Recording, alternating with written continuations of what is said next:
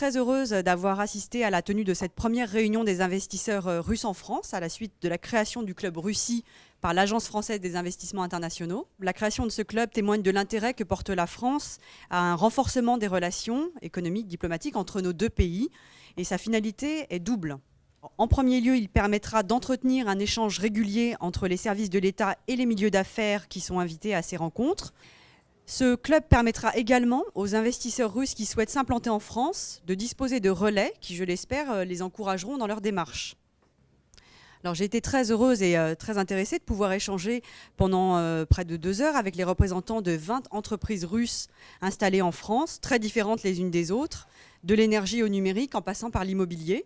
Et je note d'ailleurs que l'ambassadeur a proposé d'avoir un rythme de 2 fois par an pour la tenue de ce club au lieu de 1 fois par an. Et je crois que c'est une très très bonne initiative. L'engagement du gouvernement, en particulier à travers les 35 mesures du pacte national pour la croissance, la compétitivité et l'emploi, mais également plus récemment les assises de l'entrepreneuriat, présente une ligne claire qui veut favoriser l'environnement des affaires en France pour les investisseurs étrangers et les entrepreneurs étrangers. J'ai également expliqué notre action dans le domaine de l'innovation, un domaine qui est important, je crois, aux yeux des entreprises russes.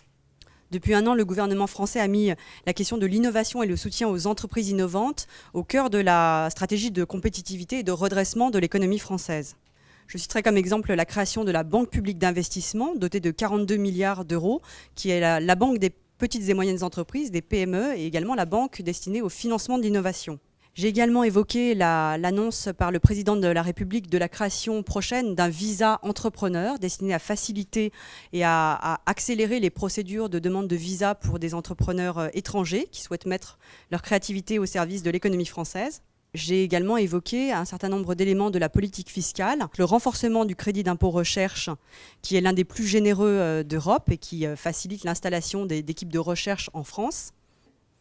Et puis également la réforme de la taxation des plus-values de cession d'entreprise. J'espère que ce club Russie permettra de développer considérablement la relation bilatérale entre la France et la Russie. Les investissements russes en France dépassent maintenant les investissements chinois. Je pense que l'initiative de l'AFI est tout à fait opportune. Écoutez, traditionnellement, 2 difficultés principales étaient identifiées. La première était au niveau des visas pour les hommes d'affaires, mais aussi pour l'application de certains accords passés entre nos 2 pays. Et la deuxième concernait l'attitude des banques à l'égard des investisseurs russes.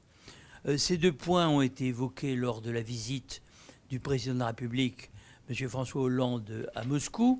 Donc les choses ont été dites très clairement. Le président de la République souhaite que tous les efforts soient faits pour faciliter la venue des hommes d'affaires qui le souhaitent. Le deuxième point de difficulté concerne les banques. On me dit régulièrement que ce problème est résolu, ou bien ne se pose pas. Je constate qu'il se pose toujours. Et par conséquent, il est important qu'au sein de l'AFI et du club d'investisseurs russes, il y ait un point de contact, comme normalement il devrait y avoir un point de contact dans chaque banque, mais je vais m'efforcer de sensibiliser la fédération bancaire pour que les difficultés qui se manifestent encore aujourd'hui puissent être levées. S'agissant des investissements russes en France, ils doivent être pris, selon moi, dans une double optique. Ce qui est intéressant pour la France, dont je défends les intérêts, il y a des entreprises à reprendre, mais ce qui est intéressant aussi du point de vue de la Russie, car nous ne ferons rien de solide qui ne répondent à l'intérêt mutuel. Et la Russie a évidemment des intérêts dans le domaine de l'automobile, de la mécanique, parce que toute sa diversification industrielle est en route et nous souhaitons son succès. Mais je vais prendre un autre exemple, dans le domaine de l'énergie. La liquéfaction du gaz est un problème très important. Nous sommes capables en France de faire des méthaniers.